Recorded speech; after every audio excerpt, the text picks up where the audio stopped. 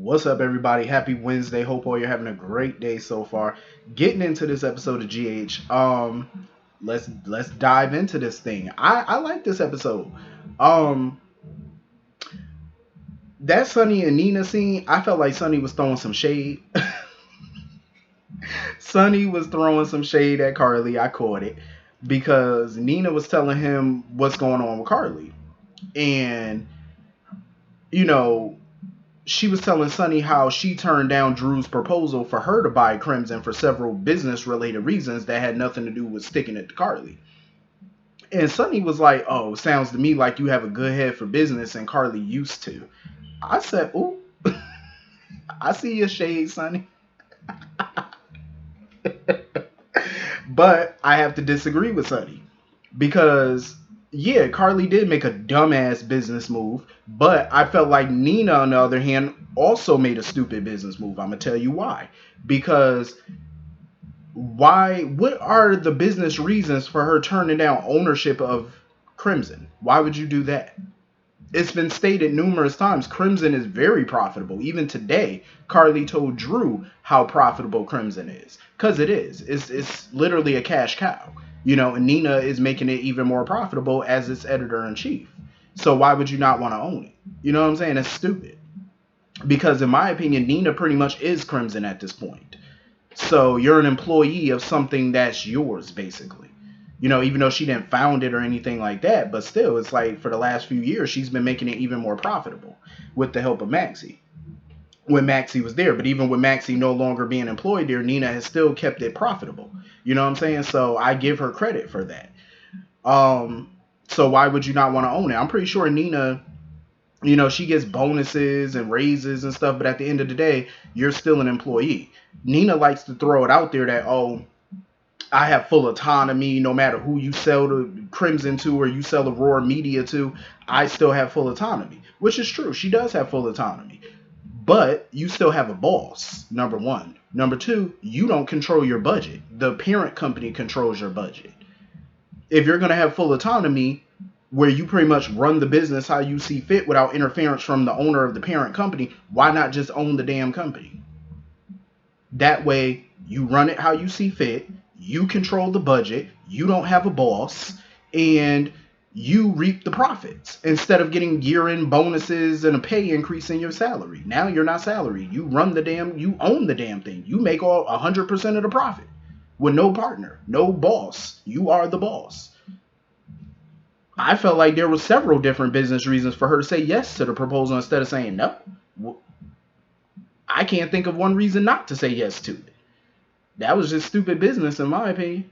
Because at the end of the day, yeah, you have autonomy, but they can fire you. The only reason they haven't is because so far she's been running that company pretty well. They're seeing profits. But the moment them profits dwindle even a little bit, they will have cause to fire your ass. So why go through that when you could just own it and you ain't got to worry about nobody being above you? I'm just saying, she should have just took that deal. That's my thing. Because like I tell y'all this all the time, I love business. Listen, I'm a business head. I went to school for business, you know what I'm saying? So business is always my strong suit. I love it. So anytime I watch these shows like this or Young and the Restless and they're talking business and they say things that don't make good business sense, that's where I got to just put my 2 cents in on the business front. Like, yeah, y'all were stupid. I'm just saying. So, once Sunny heard about what was going on with Carly, Sunny was like, she's the mother of my kids. I got to help her, at least offer my help, even though he felt like, Sunny felt like Carly backed Michael, not because she thought it was a good business move, because she thought she was helping Michael get a win against him. When in reality, Carly did it because A, she thought she was going to make a boatload of money, and B, she was doing it to help them get a win over Valentine, not Sunny. You know what I'm saying? For her, this wasn't even about Sunny. This was about Valentine and getting some money. That's what this was about. So Sunny was a bit off base on that. You know how Sunny is. He think everything is about him. Old habits die hard, I guess. Y'all know how Sunny is, bitch. Sunny thinks everything is about Sunny. Like, you know how they always say it's always sunny in Philadelphia? Well, that's what Sunny thinks. He thinks the sun sets and rises on his ass. That's what he thinks, I guess. So speaking of Carly, she was talking with Drew. Drew was irking my soul. Like, he's sitting there, oh, I got to help you, find a way to get out of this mess because I feel like I got you into this. I need to get you out of it. Drew, shut the hell up, because no, you did not. You didn't get Carly into a damn thing. Carly got Carly into it. She eavesdropped on a conversation you were having with Michael that was none of her business. Both Michael and Drew told her to back off. She would not listen, and I'm so glad Carly told him, no, I did this. I love that part. Carly took ownership of it. She did not blame Drew 1 minute. She took all the blame because that was the right thing to do, because she is blamed to take the blame in this. And I'm glad Carly stepped up and she owned it. She was like, this is my mess. I got to clean it up. So, Sonny, he came to talk to her or whatever because he heard about her problems and he wanted to help. Carly pretty much turned him down. She said, no, I don't need your help. I don't want your help. I don't want nothing from you. I said, Carly, take that money, because who else gonna help you out of this? Even Olivia came to her with the option for Ned to help her out, and she still said no. Like, you just being hard-headed. How else are you gonna get yourself out of this? You got to take somebody's help.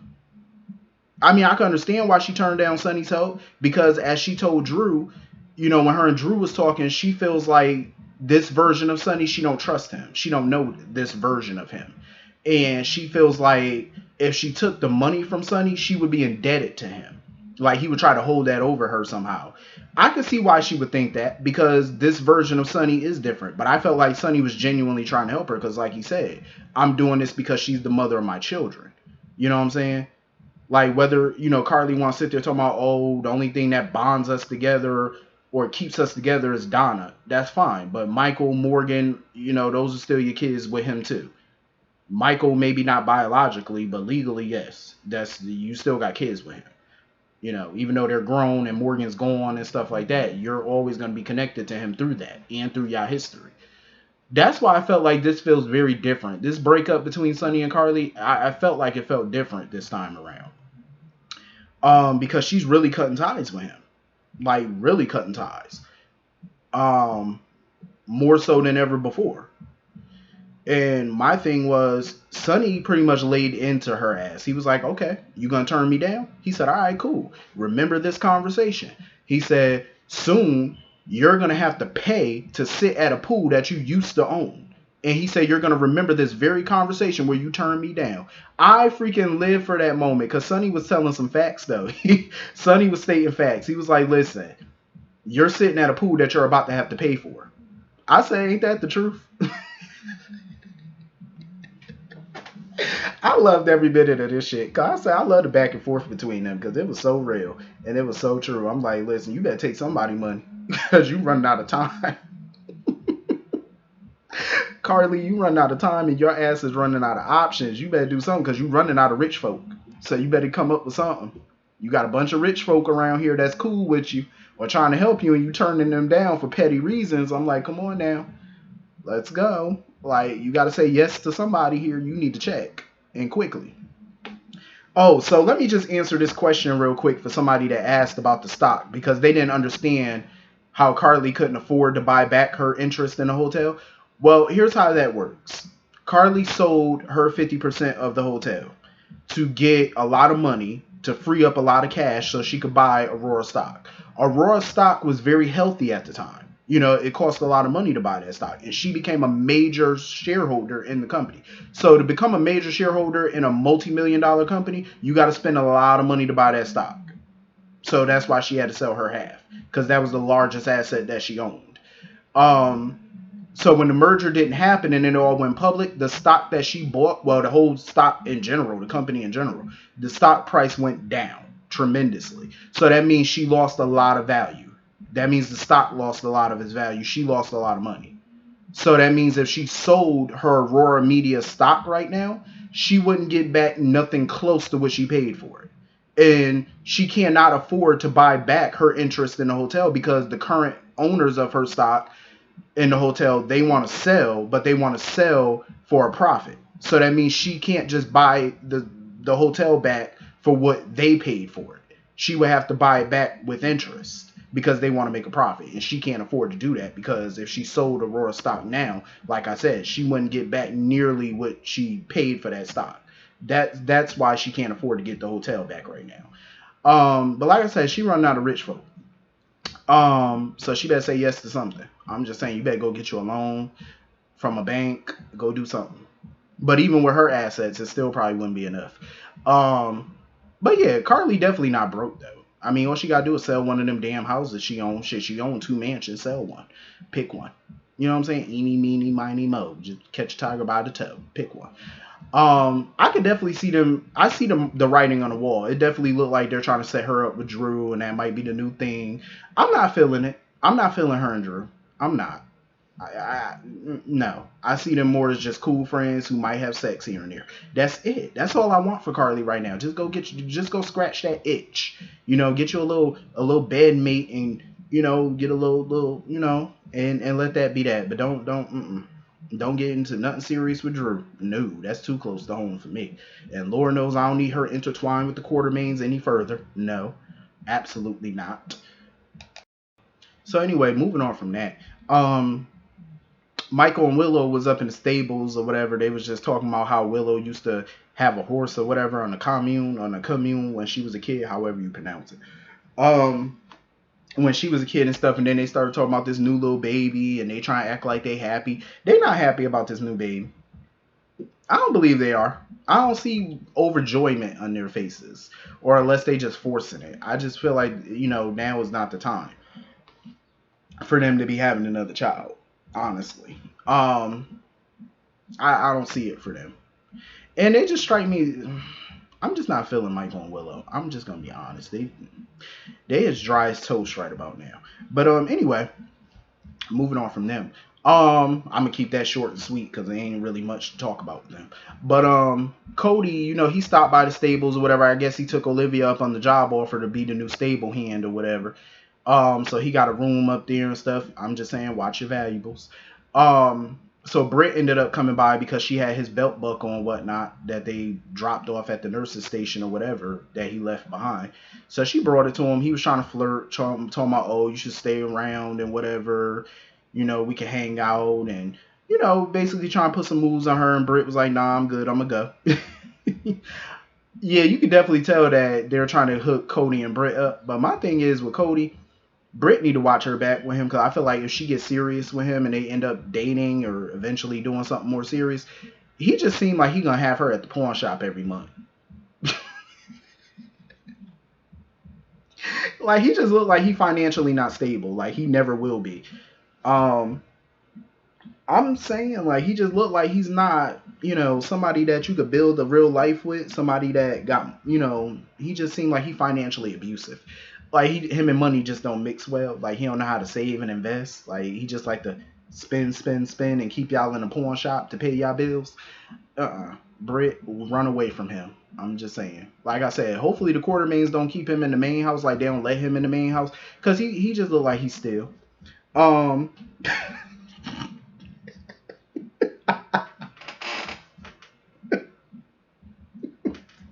I'm sorry, but I don't like to prejudge people, but like you just wake up and all your good silver and good china is gone. I'm just saying, you know who to find. Um, so anyway, he claimed that he just want a nice life, the stables and stuff, something that somebody can't take away from him. So I'm guessing he had things taken away from him before. And I'm pretty sure they probably gonna slowly delve into his background and stuff in the future. I don't know. He just seemed like a grifter to me. Like he might be a cool person or whatever, but he just seemed very grifty, and that's the type that you don't want to mingle with. I can see him and Britt, like I said, listen, some people you just need to do and let them go to go, cause like they look good enough for you to hit the sheets with, but not, ain't no relationship material. I'm just saying. I don't know. Maybe I think Britt probably do, like him a bit, and he feel it. He feel like she like him because he like her. But I don't know. How Britt is. Britt gonna play hard to get. So anyway, moving on from that. That Heart and Home segment was a hot mess. Like Maxie and Brando was trying to do everything in their power to not let that segment go on. Because Sasha was just having a mental break. She was having a break from reality when they put that papoose on her and then put that little baby doll inside the papoose. And then Haven was talking about, oh, move around so everybody can see, how structured it is and how, whatever. And I'm just like, no, this is not what y'all want to do. And Nina was watching on the TV like, this is live TV. And Maxie was trying to tell Brando, like, we really can't stop this because it's live TV. It's on live. But Brando said, no, to hell with that. Because he saw her having a break. Everybody on TV saw her having a break. She was talking to that doll like it was Liam. She was like, "Oh, you're alive," and when she realized there was a doll, she just started breaking down. And I was like, "Yeah, y'all need to get her some help." And then Haven sitting there all upset because she talking about, "Oh, because of that, we can't show the live feed of the show. We gotta air a rerun." And she said, "We never air reruns or whatever. We always do live." And she acting all pissy. And Lucy was trying to explain to Haven. She was like, what do you want me to do? She was like, at the end of the day, we didn't know that you were going to do a segment like this. We had no idea that Sasha was going to have to, showcase baby products and stuff like that. This wasn't talked about beforehand. Y'all just sprung it on us just now. And, Haven was pissed because she was like, oh, you told me she was dependable and she was over her issues and stuff like that. Now Haven bitching talking about, oh, we're going to sue Deception. Oh, you thought? Because as soon as she said all that, baby, my boo walked up. Miss Wu. Miss Wu walked up and I said, what Miss Wu doing there? Miss Wu said, no, you might want to rethink that lawsuit. I said, what Miss Wu doing up in here? And Haven was like, who the hell are you? And Miss Wu had to let her know real quick. She said, oh, I'm a shareholder in Deception. I said, uh-oh. Miss Wu is a stockholder now? Uh-oh, okay. I love Miss Wu. It's something about her. Like I said, she got that quiet danger. And she put Haven on notice. She said one of two things is going to happen. You're going to air a public apology to Sasha and let this whole lawsuit shit go. Or Deception is going to sue your ass. And I said, go ahead, Miss Wu. And Haven, she changed her tune real quick. And she, she apologized and stuff like that and walked away. I said, that's what you better do. But Ms. Wu also put Lucy on notice and let Lucy know. She said in the future, you need to learn how to control your talent or else there's going to be consequences. I said, uh-oh. I love Lucy and stuff like that, but, Ms. Wu, that's my boo. I can't go against the grain. I'm just saying. So, Lucy, do what Ms. Wu said. Control your people or there's going to be hell to pay because Ms. Wu has spoken. I love her. Listen. I like Maurice Bernard, that's my dude, and I love the Sonny character to an extent. But my thing is, if he ready to retire, I'm ready for Miss Wu to step up. I'm ready for Miss Wu to be the new power in Port Charles. I'm here for it. She impresses me every time she's on. I love her aura. I can see her running things. You know what I'm saying? Because she don't play. Miss Wu don't play, and I'm here for the shit. Like, she got that power where she like, listen, don't fuck with me. I will take you down. I love her. The way she put everybody in their place on that set, I'm here for you. Miss Wu, you're my boo. I love you. You need to take control. So anyway, moving on from that, so Maxie and Brando, they all ended up taking Sasha to the hospital, and Kevin was there and stuff like that, and they was pretty much explaining to Kevin what happened on the show, and Kevin had took her purse or whatever, and she was begging him not to open it, and Brando said, listen, I give you permission to open it. So he opened it and they found the pills in there. I said, damn. I'm happy though. I'm happy. She's finally getting help whether she likes it or not because she needs it. Going back to Deception and doing work for them was way too soon. She's not ready. And I'm glad Maxie chased that paparazzi idiot out of there when she was having a breakdown because here he go. His little opportunistic ass. I'm like, somebody need to break that camera and beat your ass is what they need to do. But they need to beat your ass in private so that way you can't file assault charges. I'm just saying. So yeah. I'm glad that, she's getting the help. And, Kevin wanted to put her on a 72-hour hold, and Brando authorized it. He said, listen, you got to get help. He authorized the hold. And it was sad seeing them wheel her away, and she was just begging Brando not to put her away. Like, not to leave her there and stuff. She didn't want to be put away. It was sad to see it, but you know what? He's doing the right thing. And I'm glad Brando finally is seeing what's going on. He's stepping up as her husband. He's doing the right thing because she had several opportunities to get herself together and try to heal on her own. Gladys moved in to help her, and to no avail, it still didn't work. So now you need professional help, whether you like it or not. It's time somebody does something because she can't continue like this. You know what I'm saying? Like, even when people mention a baby, she breaks down. You know what I'm saying? Even the thought of a child, even when she sees a child or anything, baby clothing, whatever, it sets her off. She needs professional help at this point. She needs more than what Brando and Gladys can give her. They tried to do things at home and, keep an eye on her and talk to her. She needs somebody professional, and I'm glad that she's finally getting it. So that way she can heal and they can, move on to greener pastures. But anyway, this was a good episode. Nina was sitting there in her office crying about what she saw on TV. And, Sonny tried to comfort her and stuff like that. Because, it's only a matter of time before Nina find out Willow was her daughter, too. Because I wonder what that other test results was saying. Because remember, TJ told Willow it was something else that made you faint other than your pregnancy. Because you fainted way before you even got pregnant. So hopefully he get those test results back and we find out what's medically going on with her. So anyway, that was pretty much the whole episode. Hit the comment section. Let me know what you all thought about it. And I will see you all later. Have a great day. Peace.